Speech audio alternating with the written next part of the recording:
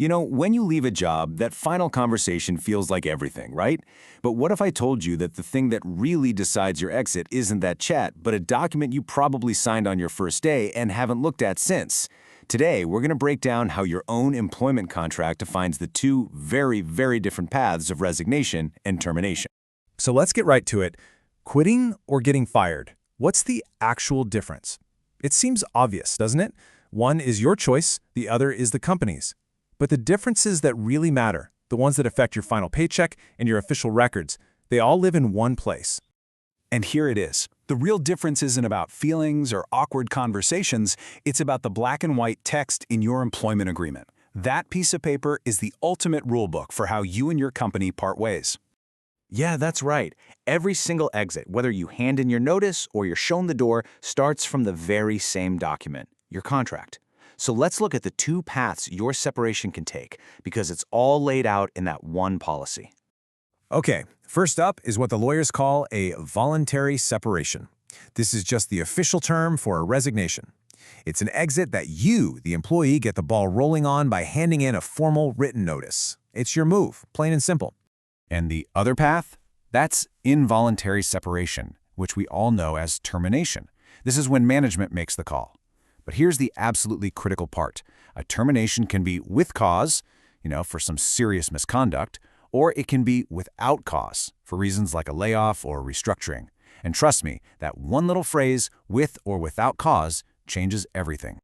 All right, let's walk down the first path together, the resignation process. What does your contract actually expect from you when you decide it's time to find your next adventure? So the process usually looks something like this. It kicks off with that formal letter, and then comes the big one, serving your notice period. During that time, you've got to do a full handover, return all the company's stuff, like your laptop, to get that final clearance, and usually you'll sit down for an exit interview. Now, this is so important to understand. When you resign, the obligation is on you. The contract says you have to serve that notice period, whether it's 30, 60, or 90 days. If you don't, the company can legally deduct that pay from your final settlement. Some contracts do offer a buyout option, where you can basically pay the company to leave early. Okay, now let's flip the script. What happens when the company initiates the separation? Let's look at the termination process. Like we said, termination has two flavors. With cause is for the really serious stuff, and in that case, the company usually doesn't have to give you any notice or pay. But without cause terminations, things like layoffs, are totally different. Here, the obligation flips to the employer. They have to give you either a notice period or what's called pay in lieu of notice, or pylon. And this isn't just a suggestion, it's often backed by law. For a without cause termination, the company has a choice. They can have you work for your notice period, or they can pay you for that same period and have you leave immediately. The how is their choice, but the obligation to give you one or the other is solid. Okay, this is where it gets really interesting. Let's put these two paths right next to each other. This is where you can see crystal clear how the very same clauses in your contract create completely different results. Just look at this table. It tells the whole story. If you resign, serving the notice period is your job. If you're terminated without cause, paying for it is their job. And that directly hits your final paycheck. In one case, money might be taken out. In the other, extra money is put in. Even the names of your final documents change. It's a huge difference. Getting this distinction is the key to busting some of the biggest myths out there about leaving a job. The specific words in that contract mean so much more than the general fear we have around certain ways of leaving a company. Which, leads us to a pretty provocative question. After seeing all this, is being terminated always the worst-case scenario?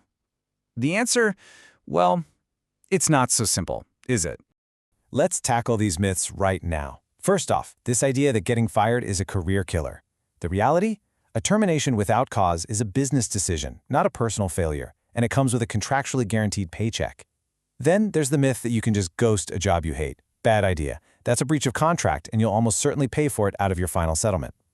And finally, the idea that those unequal notice periods are non-negotiable. Well, courts have actually challenged these because they recognize that an individual has a lot less bargaining power than a huge company. So, if you remember just one thing from all of this, let it be this. Your exit, no matter how it plays out, is ultimately defined not by any conversation, not by any emotion, but by the cold, hard clauses written in your contract. And that brings us to the most important question of all. That document holds all the keys to how your time with the company will end. So, the only question left for you is, when was the last time you actually read yours?